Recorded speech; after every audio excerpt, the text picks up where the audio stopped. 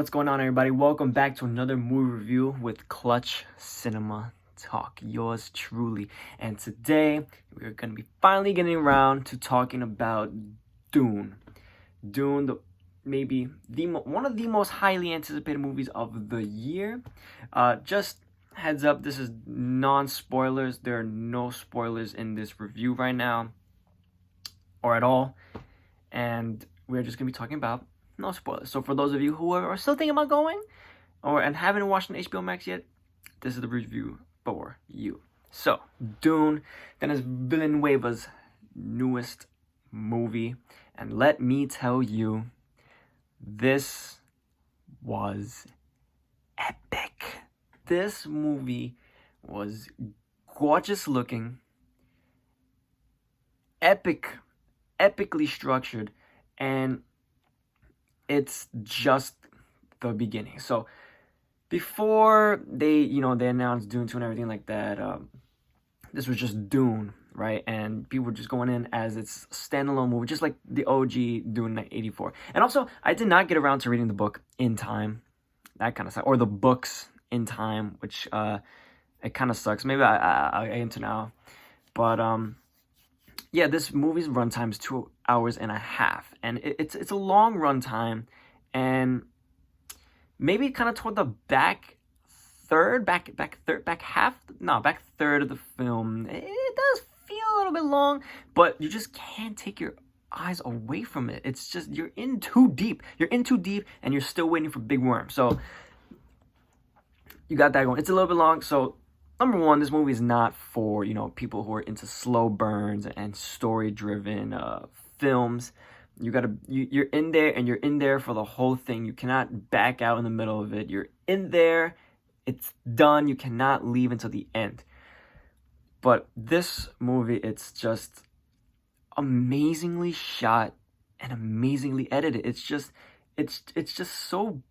so beautiful. And it's interesting because the color palette in this movie is a lot of darks and dark grays and blacks, and then you got, because there's a lot of like dark sequences and a lot of light, like really light sequences. So there's a lot of black grays, and then on the other side you got the tans and the whites of the desert, and it plays between the dark and light, but it's still amazingly shot. And one of the things I really liked about it is that a lot of these shots, they show just the scale of this universe we're in. There's a lot of sequences where there's something really, really big and grand, and they'll show something really, really small next to it, just to show the absolute massiveness of this setting, or this vehicle, or this person. It's amazing because number one, you have to watch this in IMAX. There's no way you're gonna be able to get the grandness and the epicness of watching this at home on a TV. I don't care if you have a 60-inch TV. You need to see this on the big screen with the freaking Christopher Nolan music just blasting out the sides, and that's the only way to experience it. Because in IMAX, it makes you feel like you're part of this world. The shots and the music, it really gets you in. It really dives you in here. And I can't compare this to the old Dune because I haven't seen it, I'll be honest. But it feels like a grand mashup of, you got some Star Wars, Lord of the Rings in there, some Blade Runner, obviously Blade Runner because of Villeneuve, and some like of those old religious epics, like, the Ten Commandments and the Robe, and it all just mashes in there. Because I feel like one difficult thing nowadays to make a sci-fi movie is to not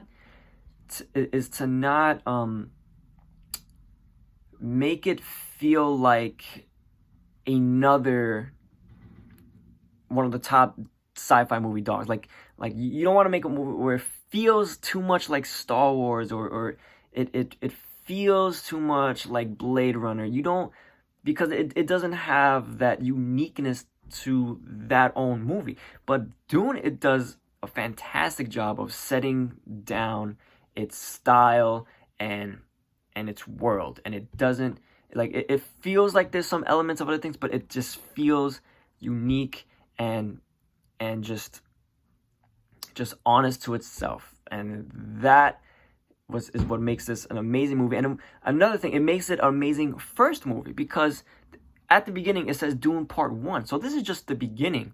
And one obvious movie you could compare this to is the Fellowship of the Ring, the very first Lord of the Rings movie, where it's a movie just establishing the world and setting up the grand story of this major epic, and just pulling in people, because movies now from after this, you're already in it. You're already in it. You don't have to explain anything. You're already in it. It's like a book, and you don't just jump into the 7th chapter and it's refreshing everything that's going on. You're already in it. You're already in it, and it's just going to continue. It's not waiting for nobody. So this movie, it does an amazing job of